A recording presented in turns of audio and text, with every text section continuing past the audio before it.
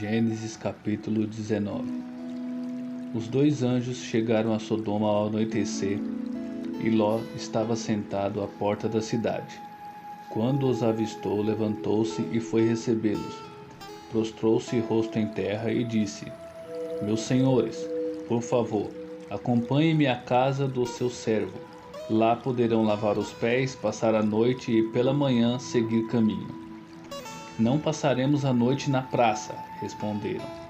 Mas ele insistiu tanto com eles que finalmente o acompanharam e entraram em sua casa. Ló mandou preparar-lhes uma refeição e assar pão sem fermento, e eles comeram.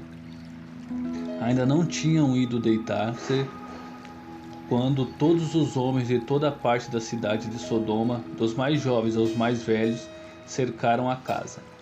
Chamaram Ló e lhe disseram: Onde estão os homens que vieram à sua casa esta noite? Traga-os para nós aqui fora, para que tenhamos relações com eles. Ló saiu de casa, fechou a porta atrás de si e lhes disse: Não, meus amigos, não façam essa perversidade. Olhe, tenho 2 filhas que ainda são virgens. Vou trazê-las para que vocês façam com elas o que bem entenderem. Mas não façam nada a estes homens, porque se acham debaixo da proteção do meu teto. Saia da frente, gritaram, e disseram: Este homem chegou aqui como estrangeiro e agora quer ser juiz? Faremos a você pior do que a eles. Então empurraram Ló com violência e avançaram para arrombar a porta.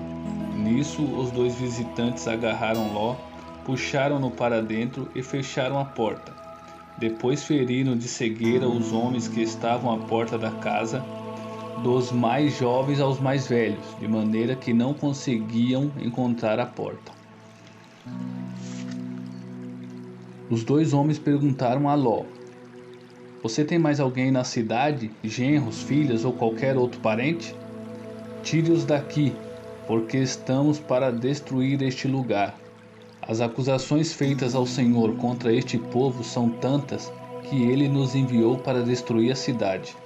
Então Ló foi falar com seus genros, os quais iam casar-se com suas filhas, e lhes disse: Saiam imediatamente deste lugar, porque o Senhor está para destruir a cidade. Mas eles pensaram que ele estava brincando. Ao raiar do dia, os anjos insistiram com Ló, dizendo: Depressa, leve daqui sua mulher e suas 2 filhas, ou vocês também serão mortos quando a cidade for castigada. Tendo ele hesitado, os homens o agarraram pela mão, como também a mulher e as 2 filhas, e os tiraram dali à força e os deixaram fora da cidade, porque o Senhor teve misericórdia deles. Assim que os tiraram da cidade, um deles disse a Ló: Fuja por amor à vida. Não olhe para trás e não pare em lugar nenhum da planície. Fuja para as montanhas, ou você será morto. Ló, porém, lhe disse: Não, meu senhor, seu servo foi favorecido por sua benevolência, pois o Senhor foi bondoso comigo, poupando-me a vida. Não posso fugir para as montanhas, senão esta calamidade cairá sobre mim e morrerei. Aqui perto há uma cidade pequena. Está tão próxima que dá para correr até lá. Deixe-me ir para lá. Mesmo sendo tão pequena, lá estarei a salvo. Está bem, respondeu ele. Também lhe atenderei esse pedido. Não destruirei a cidade da qual você fala. Fuja depressa, porque nada poderei fazer enquanto você não chegar lá. Por isso, a cidade foi chamada de Zoar. Quando Ló chegou a Zoar, o sol já havia nascido sobre a terra. Então o próprio Senhor, fez chover do céu fogo e enxofre sobre Sodoma e Gomorra. Assim ele destruiu aquelas cidades e toda a planície, com todos os habitantes das cidades e a vegetação. Mas a mulher de Ló olhou para trás e se transformou numa coluna de sal. Na manhã seguinte, Abraão se levantou e voltou ao lugar onde tinha estado diante do Senhor.